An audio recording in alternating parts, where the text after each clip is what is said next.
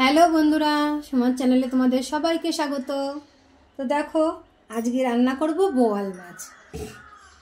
এই দেখো বোয়াল মাছ। তো আমি বোয়াল মাছগুলো কেটে ধুয়ে একটু নুন হলুদ আর একটু কাঁচা তেল দিয়ে মাখিয়ে রেখেছিলাম। এই দেখো বোয়াল মাছগুলো।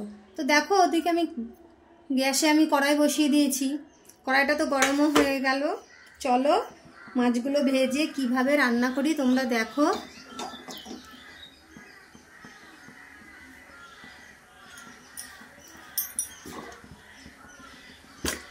তেল দিয়ে দিচ্ছি।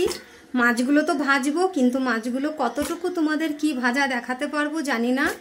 এই মাছ খুব ফোটে, প্রচণ্ড পরিমাণে ফোটে এই মাছ, তার জন্যই একটু কাঁচা তেল মাখিয়ে রেখেছি।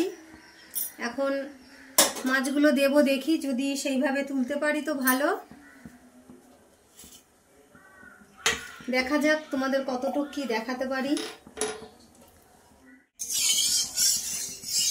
তেলটা গরম হয়ে গেছে, মাছগুলো ছাড়বো।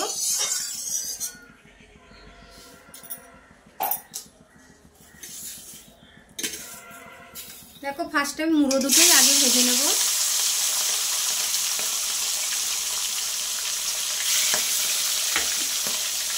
দেখো মুড়োটা দিতে পারিনি, কেমন ফাটছে দেখো। এই মাছ ভাজতে গেলে প্রচন্ড পরিমাণে ফাটে। তো আমি ঢেকে দেবো। আমি ঢাকা দিয়ে দিয়ে মাছগুলো ভেজে নেব। দেখো বন্ধুরা, মাছগুলো তো ভাজা হয়ে গেছে। দেখো এই মাছ ভাজতে আগেই বললাম খুব ফাটে, তো খুবই সাবধানে সাবধানে করেছি, তাও জানো না এক জায়গায় হাতে তাও তেল পড়েছে। তো দেখো মাছগুলো তো সব ভাজা হয়ে গেছে। এই দেখো মাছ সব ভাজা হয়ে গেছে। তো চলো এবার মাছটা ঝোল বসিয়ে দিই।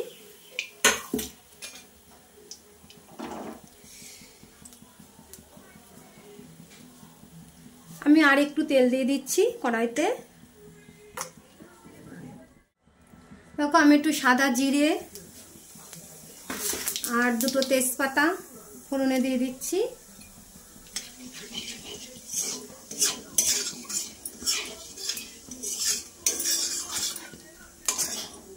আর এদিকে দেখো আমি পেঁয়াজ একদম কুচো কুচো করে কেটে রেখেছি, পেঁয়াজগুলো দিয়ে দেবো।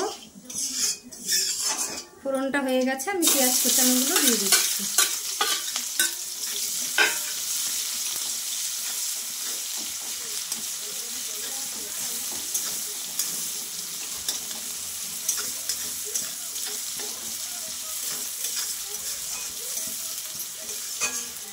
পেঁয়াজটা একটু ভালো করে ভেজে নেব। আর ওদিকে দেখো আমি মশলা করে নিয়েছি। এই দেখো আমি মিক্সিতেই মশলাটা বেটে নিয়েছি। এই যে আমি এর মধ্যে শুকনো লঙ্কা আদা জিরে আর একটু টমেটো দিয়ে বেটে নিয়েছি। শুকনো লঙ্কা আদা জিরে রসুন আর একটু টমেটো দিয়ে বেটে নিয়েছি মশলাটা। দেখো পেঁয়াজটা তো ভাজা হয়ে গেছে, এবার আমি মশলাটা দিয়ে দিচ্ছি।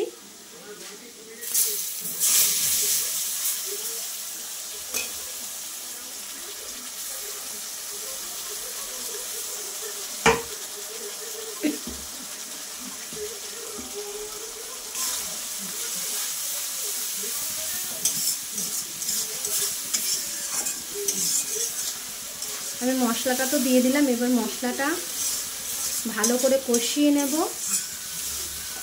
আমি একটুখানি কষিয়ে তারপরে লবণ হলুদটা দেব।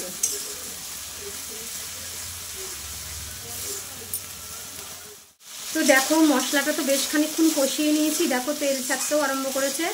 আমি এই সময় মশলার বাটিটা ধোয়া একটু জল দিয়ে দিলাম।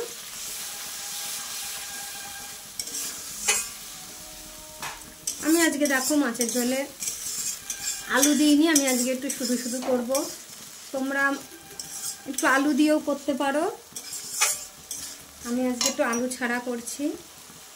তো দেখো পরিমাণ মতন হলুদ,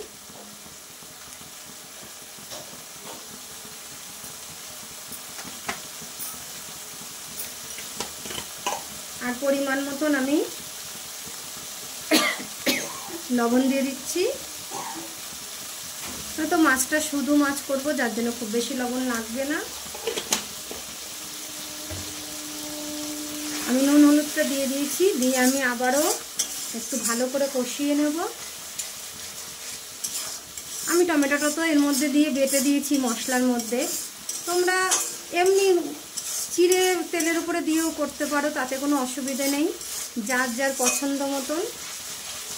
আমি বেটে দিলাম, বেশ ভালোও লাগে, আবার কালারটাও ভালো আসে তরকারিতে, তার জন্য আমি বেটে দিয়েছি মশলার সাথে। দেখো মশলাটা তো কষানো হয়ে গেছে। আমি একটু জল দেওয়ার পরে দেখো খুব ভালো করে একটু সময় নিয়ে আস্তে আস্তে গ্যাসের জালটা কম দিয়ে খুব ভালো করে মশলাটা কষিয়ে নিলাম, কারণ মশলাটা যতটা কষানো হবে তার উপরেই ঝোলটার টেস্ট নির্ভর করছে। তো দেখো মশলাটা খুব সুন্দর করে কষানো হয়ে গেছে, এবার আমি জল দিয়ে দেবো।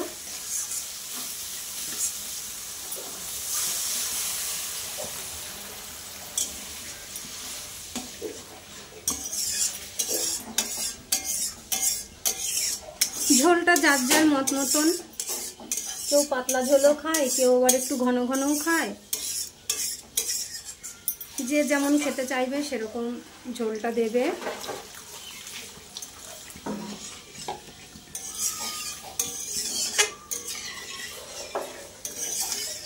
তো এবার ঝোলটা ফুটে উঠবে। ঝোলটা খুব ভালো মতন ফুটে গেছে দেখো। এইবার মাছগুলো আমি সব দিয়ে দেবো।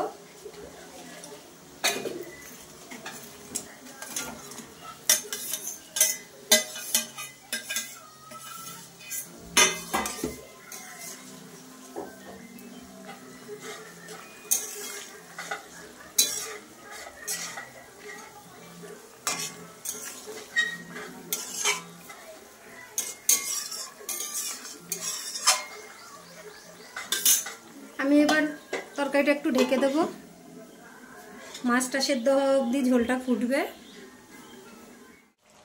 দেখো মাছের ঝোলটা হয়ে গেছে,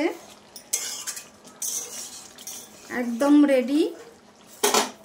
তো নামানোর আগে দেখো আমি একটু গরম মশলা দিয়ে নামাবো।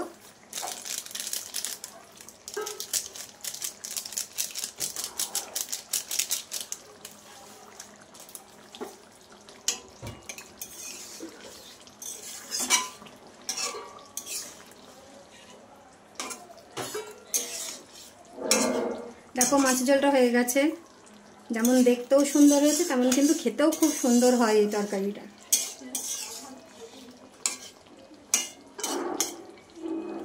তো হয়ে গেছে মাছের ঝোল, নামিয়ে নিই। দেখো মাছের ঝোলটা নামিয়ে নিচ্ছি।